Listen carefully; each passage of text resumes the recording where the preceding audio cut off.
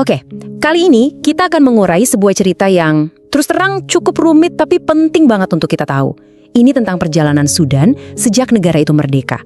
Sebuah kisah tentang harapan yang membumbung tinggi, tapi kemudian berhadapan dengan kenyataan yang sangat pahit. Dan ini dia nih, inti dari semua masalahnya. Kemerdekaan yang seharusnya jadi momen penyatuan, buat Sudan justru jadi awal dari perpecahan yang dalam banget dan tragis. Nah, gimana? Kok bisa begitu? Yuk kita bedah sama-sama.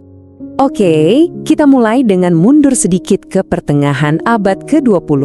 Waktu itu, suasananya lagi penuh semangat. Angin kemerdekaan lagi berhembus kencang di seluruh Afrika.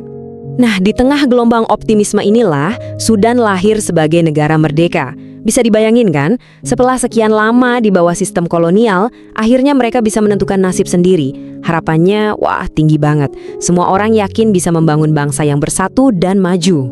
Tapi, sayangnya, di bawah permukaan perayaan kemerdekaan itu, ada masalah yang udah mengakar lama dan siap meledak. Dan ini bukan masalah baru, ini warisan dari masa lalu. Jadi gini, akar masalahnya itu ada di zaman kolonial. Dulu, pemerintah Inggris secara sengaja menerapkan politik pecah belah. Wilayah utara yang mayoritas Arab dan Muslim diurus secara beda dengan wilayah selatan yang isinya mayoritas etnis Afrika dan non-Muslim. Yang utara dikasih akses pendidikan, infrastruktur, sementara yang selatan sengaja dibiarin terbelakang. Nah, inilah pondasi ketidaksetaraan yang akhirnya menghantui Sudan. Kelihatan banget kan betapa timpangnya?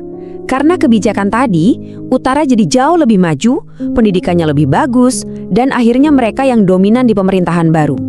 Sementara itu, orang-orang di selatan merasa ditinggalin, terpinggirkan.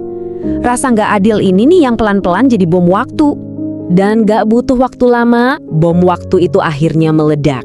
Ketegangan yang tadinya cuma di bawah permukaan, pecah jadi konflik terbuka. Sudan masuk ke dalam pusaran perang saudara yang sangat brutal. Dan kita nggak lagi ngomongin konflik yang sebentar loh.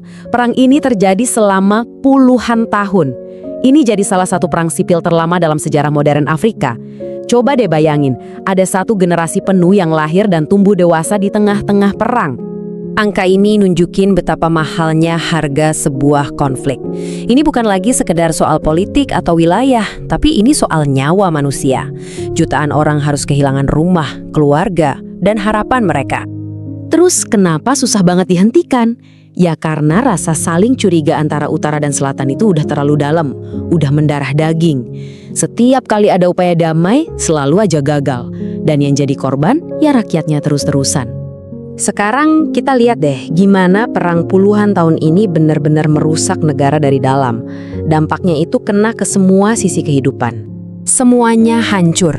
Politiknya jadi kacau balau, militer jadi sering ikut campur urusan negara, ekonominya anjlok parah, infrastruktur rusak berat, dan yang paling parah, jutaan orang kehilangan hal-hal paling dasar, rumah dan rasa aman.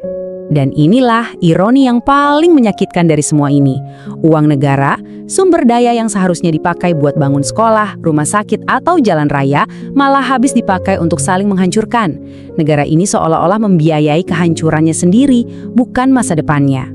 Jadi setelah melewati semua itu, sejarah panjang Sudan akhirnya sampai di sebuah persimpangan jalan.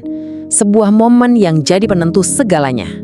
Kalau kita simpulkan, cerita Sudan ini adalah cerita tentang janji kemerdekaan yang begitu indah, tapi akhirnya kandas karena perpecahan dari dalam. Mimpi besar sebuah bangsa yang bersatu dan makmur hancur oleh konfliknya sendiri. Sebuah pelajaran yang sangat-sangat mahal.